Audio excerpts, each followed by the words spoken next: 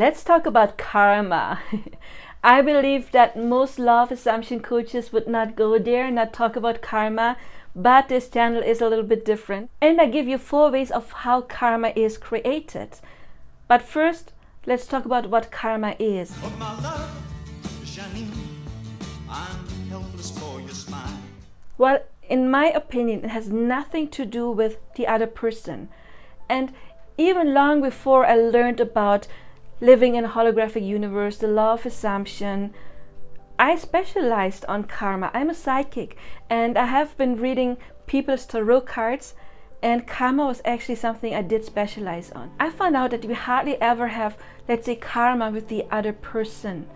It is ourselves that there is some kind of imbalance that then the other person mirrors. So the karma is the own inner imbalance. And now that I know about the law of assumption, everyone is you pushed out, that makes total sense, of course. But let's say karma, for example, you have been neglected as a child. You know, it's the programming happens in the first 7 years of our lives. And if we have been neglected then we attract people who maybe ghost us, who neglect our needs, who are not there for us, who are not loving. But it is our program. And we attract somebody who mirrors us, our program, so that we can uncreate it. We can do revision or ho'oponopono, any technique to clear that, because we can clear even deep-rooted childhood stuff. You can check out my subliminals and also my affirmation tracks. I do have plenty of those that focus on self-concept.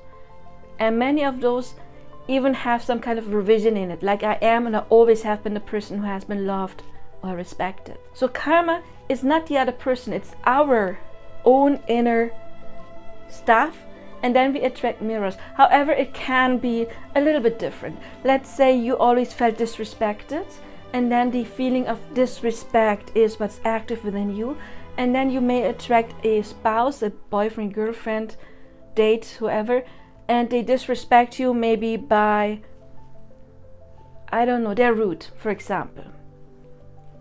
Or they don't let you talk, your opinion doesn't matter to them. There could be one way that you then feel disrespected.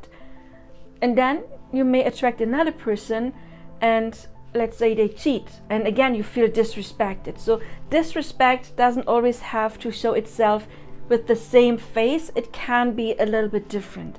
But it's the feeling that comes up. I feel disrespected. So it is your job to see, why do I feel disrespected? Have I felt that before? Do I respect myself or not?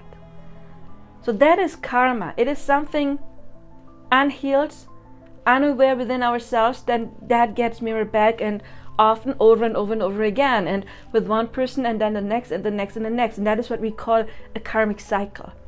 I always say, if you eat unhealthy and you get acne, you can buy a new mirror. You can buy 100 mirrors. They all show you acne on your face. So what do? You don't try to persuade the mirror to show you clear skin. You don't try to clean the mirror to show you good skin. It's not the mirror's fault. You change your diet, your thoughts, and you clear that acne on your face, and then every mirror has to show you clear skin. So it's not the mirror's fault. It is, I don't want to say our fault, because it is subconscious programs, but our responsibility. But now I give you 4 reasons that can create karma. Well, one is you treat others worse than yourself. And I know when we're manifesting, I know some law of assumption coaches say, oh, I manifest whatever I want. Yes, you can. It's your reality. You can manifest negative stuff happening to other people that you have grudges on. Absolutely. But you need to remember, everyone is you pushed out. So that person you don't like is also a reflection of some part within yourself. And everything that you wish for another person, well, that person is you. You created that. It is part of you. Whatever you do to another person, you are doing to yourself. So let's say you fall in love with somebody who's already taken, and you want to take that person away from the other person. And you don't care about them. You see them as the karmic, that's the evil one, and I wish that person just leaves, or maybe even if they have children involved. I've had clients, they're like jealous and they don't want the person they love to still have contact with those children, where I'm saying, well, do you think that is what makes your person really happy if they lose their children? If you're being selfish, and again, love assumption, you can manifest anything you like. You can, absolutely. But whatever you do to another person, you do to yourself. If you encounter a person that has traits that you do not like, it is something within yourself you do not like. And it doesn't always have to be like, oh, that person is mean, so I am mean. I mean, it might be if you wish bad on another person, yeah, absolutely, then there is mean traits. But let's say one person is doing something really bad and you say, no, I'm really not like that, then it is not that you are like that, but you still hold the assumption that some people are like that, and then that assumption is getting mirrored back to you. So where do we clear it? Within ourselves.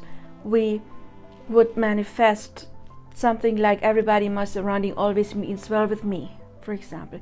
We do not manifest negative stuff for others. Just because you're God of your reality and you can, you shouldn't. And again, that is my opinion, yes. But everyone is you pushed out means everyone is you pushed out.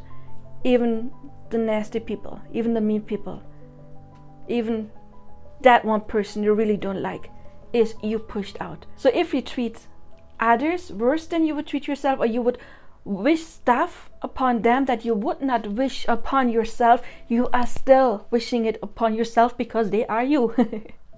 So that creates an imbalance within yourself, because you harm yourself. Whatever harm you send out, it's that aspect of yourself that you're harming, and sooner or later that will manifest. The second reason we create karma is we treat ourselves worse than others. If we always put ourselves last, like, yeah, my needs are not important, I don't have boundaries, I always say yes, that is not self-love. And what is getting mirrored back? Well, people will not be there for you. Those people who are always there for everyone, those people, and then when they're in need, nobody's there. Why? Because they're showing the universe, I say, I'm not important, my needs don't matter, I always put myself last. And then you will, of course, manifest people who put your needs last, because that is who you are, right? You are the person, according to the universe, according to your own actions, who doesn't deserve to be taken seriously, because you don't do it yourself. Of course, we're not talking about egoism. When there's people who need our help, of course we need our help, because we want to get help as well. But it's not always important, it's not always an emergency. And sometimes you may be full of energy and you can do that easily. And sometimes you may not feel good and you belong in bed or on the couch and relax and need some self-love. If it's not an emergency, you can say no. Often, if you're not in self-love, or maybe even as a child, especially girls, girls are often raised to always share, to always be kind, and to not say no. Of course, not every girl, but it is often more girls than boys who are raised that way. Then they learned that if they set a boundary, if they say no, it's not respected. Maybe parents overpowered them, said, but you have to. And then they learned that they have to always say yes, otherwise they get negative feedback. But now you're an adult and you get to say no. Because now you're getting negative feedback if you don't, not by those people, but by the universe. Because nobody is there for you when you need help. Or you attract people who don't take your needs serious. So we're not talking about egoism, we're talking about self-love, self-care. If your cup is full because you took care of that, then you can share. But if you always have a little bit in your cup and then you share that too, that is creating an inner imbalance, and that is going to get mirrored back to you. The third way to create karma is the assumptions that other people treat you bad, victim mentality. Like, I'm the good person, but other people, they're mean, or you cannot trust other people, they're liars, they're cheaters, they don't respect me. Any kind of victim mentality, I mean, you see it is linked to number 2, but if you hold on to the assumption that other people are mean and you're the good one, you're the victim, that of course will get mirrored back to you again and again and again, and the universe will prove you right, because it always does. And then that belief of you of course grows. You know, I met another person that I can't trust, boom, bigger issue, then gets mirrored back to you, and then you met another person you can't trust. So that is getting bigger and bigger and bigger, and is creating more and more imbalance. So I would advise to do the revision technique or Ho'oponopono, work on your self-concept. I do have those meditation subliminal tracks. I am the person who is and always has been respected. I am the person who always is and has been loved, for example. And if that is your new self-concept, it will have to get mirrored back to you. But as long as you see yourself as the victim, you will be victimized, because that is how mirroring works. So that is creating more and more imbalance. The longer you hold on to that assumption, the bigger it gets. The 4th way you create karma is thinking that you are better than others. You know, maybe like narcissistic traits and tendencies. You know, we often see that people who are selfish attract more and more good things because they do have this self-love. However, sooner or later that usually crashes in some kind of crisis, because people maybe realize that those people are narcissists and they withdraw. But if you always think that you are above others, those people you see as below are still aspects of yourself. So there is no inner balance within you. And if you treat other people as low, sooner or later you will manifest somebody who is above you maybe and treats yourself as less. So if you see yourself better as others, I already said it, those people, they're part of you, and you are not in competition with other people, because there is no one outside you. You create everything. You do have conflict within yourself, and sooner or later that will have to get mirrored in some kind of way. Anyway, those are the 4 ways that create karma. Please let me know what you think about that, and if you have more ideas, please add them in the comments. If you want personal coaching, you can reach out. I do see you there or in another video or my subliminal or affirmation tracks. Until then, I do wish you all the best now. Bye-bye. If you want to book your own custom-made affirmation or subliminal, you will find my contact information in the description box below.